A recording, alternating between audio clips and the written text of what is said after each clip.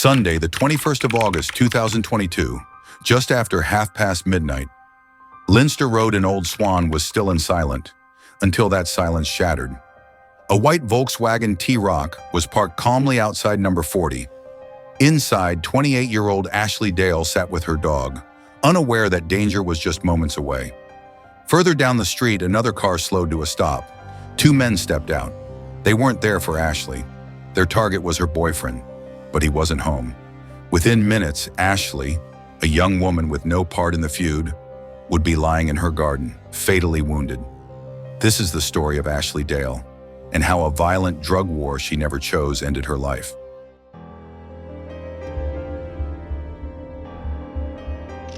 Ashley Dale was just 28 years old, living a peaceful, hard-working life, far from the kind of violence that would one day take it away. She was born in Liverpool and raised in a close-knit family known for their kindness, loyalty, and ambition. Friends described her as the kind of person who lit up every room she walked into. Warm, full of energy, and always up for a laugh. She loved her job, she loved her dog, and she loved spending time with her close circle of friends. Ashley worked as an environmental health officer at Knowsley Council, a role she had worked hard to earn. She was proud of it. Her colleagues spoke of a woman who was professional, determined, and cheerful, even when dealing with difficult cases. She had earned their respect not just through skill, but through her attitude and dedication. Outside of work, Ashley dreamed of traveling the world. She had hopes, goals, and so much life ahead of her. But her relationship with Lee Harrison, once a youth footballer, now connected to Liverpool's criminal underworld, quietly brought her closer to a life she never asked for. Ashley herself was never involved. She stayed away from that world, but Lee's ties to organized crime made him a target. We'll come back to that soon. In the days leading up to her death, Ashley was living like anyone else, posting pictures of her dog, chatting with friends, and making simple everyday plans. There was no warning, no clue of what was coming. Her family later said she had a heart of gold and a future filled with promise. But on one quiet August evening, all of it came to an end. Not because she had done anything wrong, but because she was in the wrong place and loved the wrong man.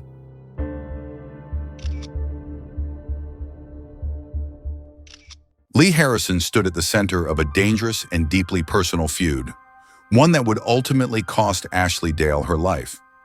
Ashley's long-term partner, Harrison, was no stranger to Merseyside's criminal underworld. He had links to a local drugs network and often operated on the fringes of Liverpool's larger organized crime groups. But it was his connection to the Hillsiders gang that put him directly in the crosshairs of a man named Niall Barry. Their feud didn't begin overnight. It had been brewing for at least 3 years before the murder, rooted in a bitter dispute over stolen drugs. Prosecutors would later reveal that Harrison and Barry had once been close. But when Barry's stash was taken, Harrison chose to back the Hillsiders instead of standing with Barry's crew. That decision was seen as betrayal, and it lit the fuse. The tension between them exploded again in June 2022 at the Glastonbury Festival. Both men were there with their own groups. The night ended in violence. Jordan Thompson, a close friend of Harrison, attacked Barry's associate, Shah Aziz. Prosecutors called it the breaking point, the moment that reignited the feud and pushed it into dangerous territory. By July 2022, the threats had turned direct. Police later recovered messages and voice notes showing that Barry had personally threatened Harrison. He said he would come down to the estate and punch his head in. Ashley knew exactly how serious it had become. In voice notes sent to her friends, she said Barry was on some pure rampage. She and Harrison were living in fear, always looking over their shoulders, knowing Barry's crew was watching them. And then Barry gave the order. Ashley wasn't the target, but it was Barry's revenge plan, aimed at Harrison, that would end in her murder. Prosecutors later told the court that Barry led an organized plot to kill Harrison. He blamed him for the Glastonbury attack and saw him as a threat to his drug empire. Ashley Dale had nothing to do with that world, but it came crashing into hers with devastating consequences.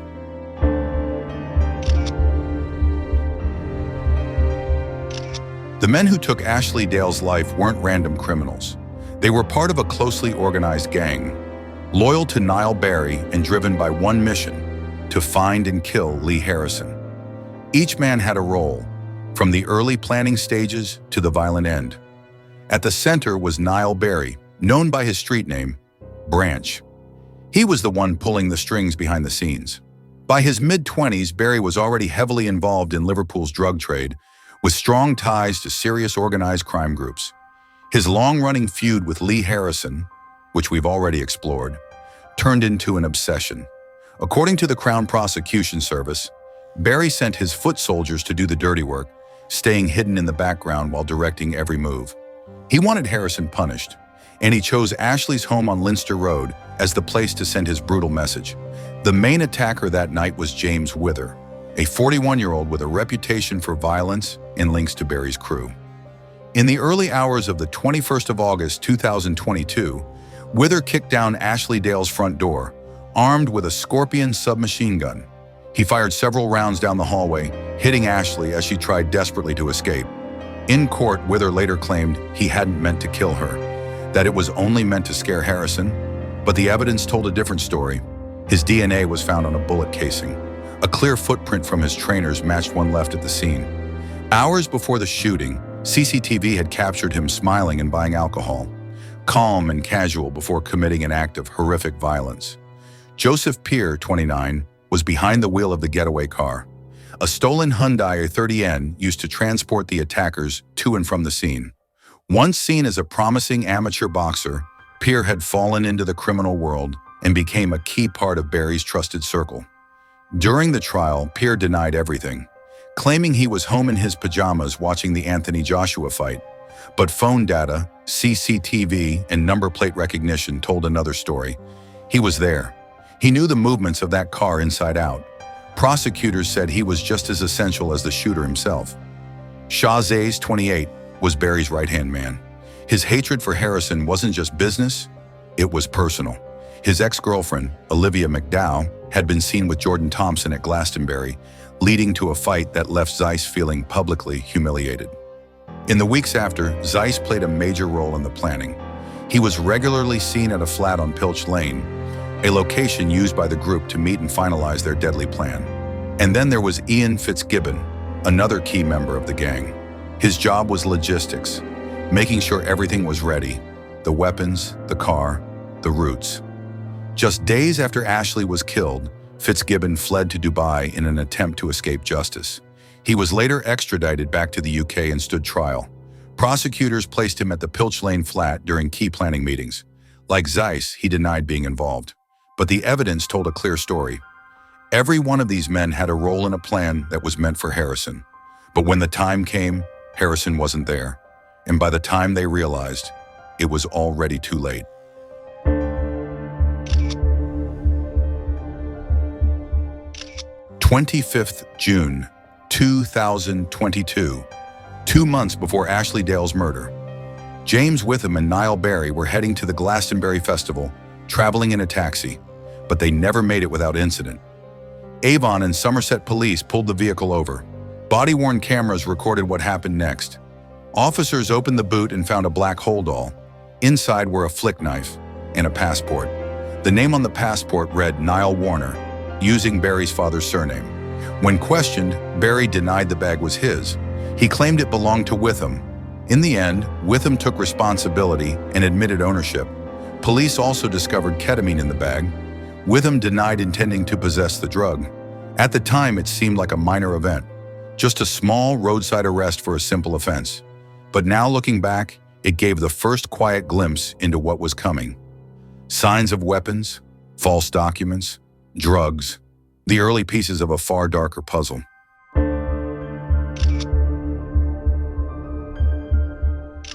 By the summer of 2022, a flat on Pilch Lane had quietly become the heart of Niall Barry's criminal network. Prosecutors would later describe it as the gang's command center, the place where the attack on Lee Harrison was planned in detail. In the weeks leading up to Ashley Dale's murder, detectives were able to piece together how Barry and his crew regularly gathered at the flat. CCTV footage and phone data confirmed their movements, placing key members of the group at Pilch Lane time and time again. Both Shahzays and Ian Fitzgibbon were seen there during crucial planning meetings. Inside that flat, the focus was one man, Lee Harrison. Messages later recovered from encrypted devices revealed Barry giving out instructions, discussing weapons, routes, and timing.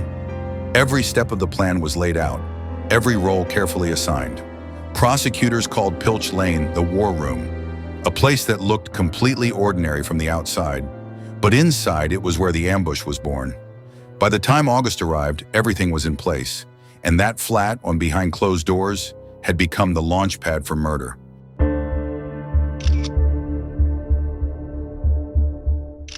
It was late on Saturday, the 20th of August, 2022, a quiet night in Old Swan, Liverpool. Inside her home on Linster Road, Ashley Dale was settling in for the evening.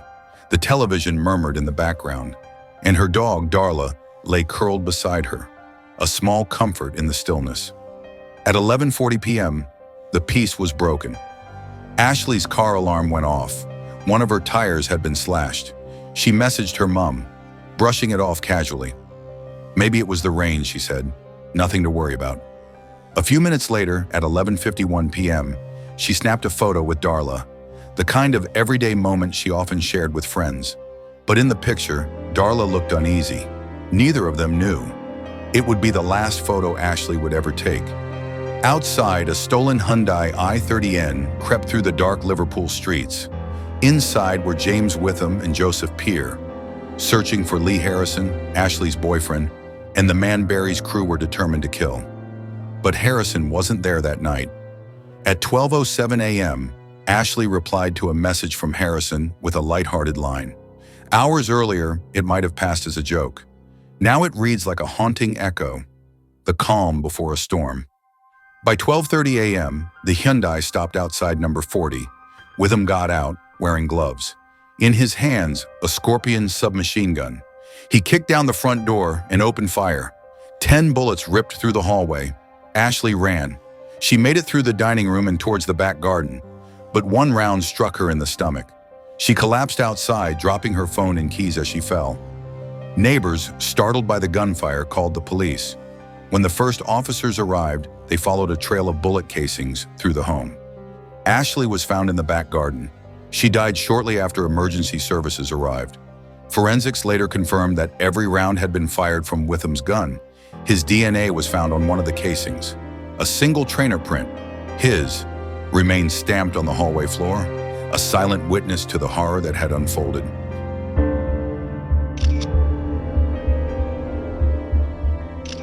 When police first arrived at Linster Road in the early hours of the 21st of August 2022, the scene was nothing short of chaos. What followed would become one of Merseyside Police's largest and most complex murder investigations in recent memory. Detectives from the Major Crime Unit quickly locked down the area. Roads around Old Swan were sealed off, and officers began a fingertip search of Linster Road. Forensics moved in, armed with kits, carefully documenting every inch of Ashley Dale's home. The Scorpion submachine gun used in the attack left behind clear ballistic evidence. 10 9mm shell casings were recovered from the hallway and dining area. Each casing carried distinct markings, all matching Witham's weapon once it was found and tested. Investigators also discovered a clear footprint in the dust of the hallway floor, a mark left by a pair of encloud trainers. That print would later be matched directly to a pair owned by James Witham, becoming one of the most critical pieces of evidence linking him to the scene. The forensic trail didn't stop there.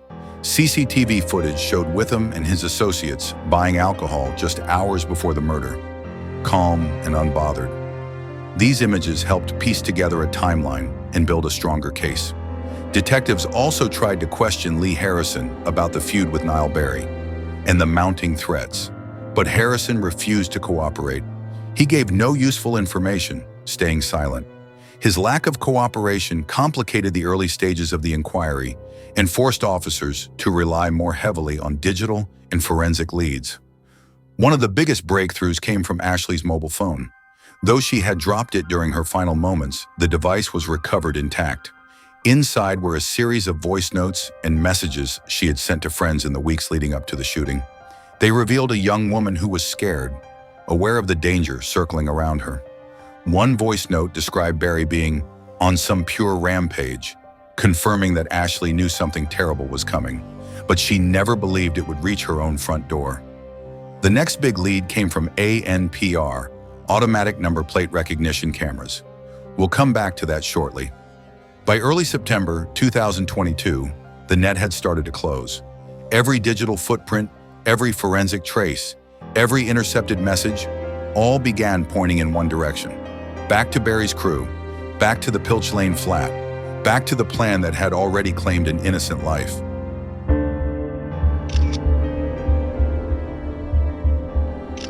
The Hyundai i30N was the silent accomplice in Ashley Dale's murder. Sleek, fast, and stolen weeks before the attack. Investigators would later trace the car's origins to a theft in Liverpool earlier that summer. From that point on, it was no ordinary car. It became the gang's getaway vehicle, and a key part of their plan. In the days leading up to the 20th of August 2022, the Hyundai i30N was seen again and again on ANPR cameras and residential CCTV throughout Merseyside. Detectives later mapped its movements: short trips to Pilch Lane, test runs through Old Swan, and late-night drives that suggested the gang were rehearsing their route. Every detail was thought through, every exit route tested. They weren't just preparing, they were planning a hit. On the night of the murder, the Hyundai was driven by Joseph Peer. Data from his phone placed him on the move between 11 p.m. and 12:30 a.m., perfectly matching the car's journey to Linster Road. After the shots were fired, the Hyundai sped away from the scene. ANPR cameras picked it up again, leaving Old Swan and heading towards Wiston. It wasn't found until weeks later, on 9th October 2022, during an unrelated domestic call-out in St. Helens. The car was parked openly on a driveway on Waring Avenue. It hadn't been hidden or changed, but it had been stored by a man named Callum Radford, who was later accused of helping Joseph Peer conceal it. PC Sam Ward, the officer who found the car, immediately recognized it. It had been flagged in police briefings as being central to the murder investigation. The Hyundai became one of the strongest pieces of evidence during the trial. The Crown Prosecution Service stressed how Peer, as the driver, played a role just as crucial as the gunman. Without him behind the wheel, Witham would never have reached Ashley's door. The Hyundai's journey, caught step by step on cameras across Liverpool, told the story of a calculated and coordinated murder. A plan in motion. A car that carried death to Ashley Dale's doorstep.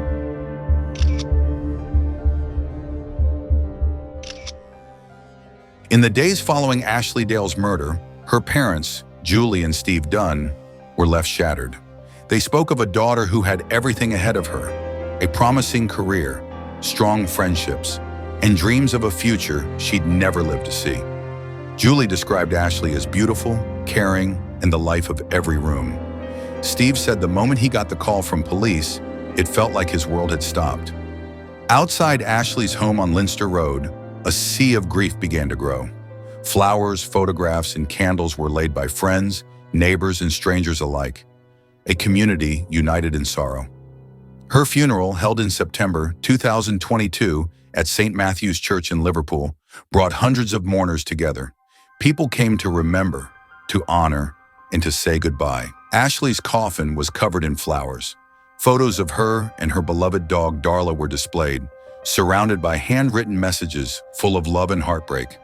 It was a farewell no parent should ever have to face for a young woman who had so much life still to live.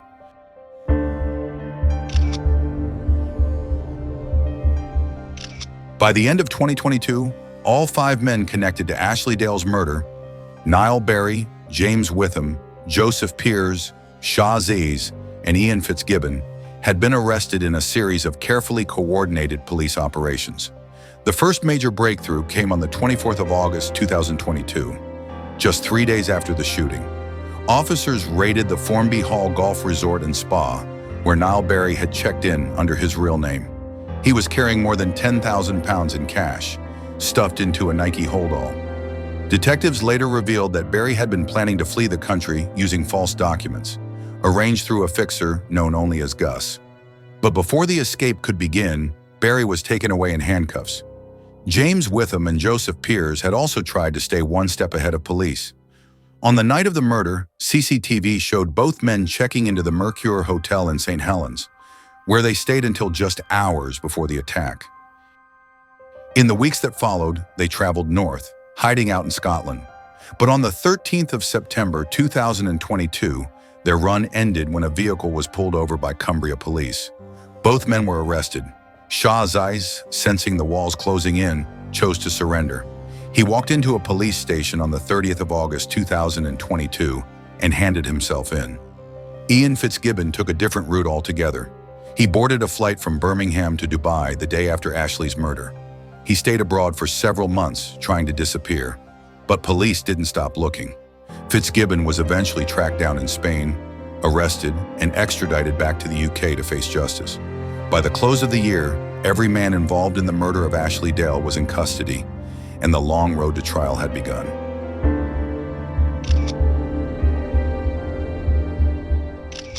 21st February 2025, Liverpool Crown Court. The courtroom was still. A heavy silence filled the air as the judge prepared to deliver his final words. This was the end of two separate but deeply connected trials, one for the murder of Ashley Dale and the other for Lee Harrison's drug offenses. Over the course of the hearings, the court had laid bare the dark web of crime and violence that tied these individuals together. The prosecution had already painted a damning portrait of Niall Barry's network, how they orchestrated the ambush that ended Ashley's life. We've previously covered those disturbing details. The planning, the players, and the defenses. So we won't revisit them here. But in a separate hearing, Lee Harrison, Ashley's boyfriend, stood alone in the dock, not for her murder, but for running a drug line across Merseyside.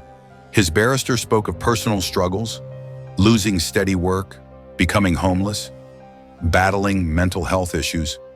They argued that his crimes paled in comparison to the men who killed Ashley, but the judge did not waver. He told Harrison plainly, "You were profiting from other people's misery."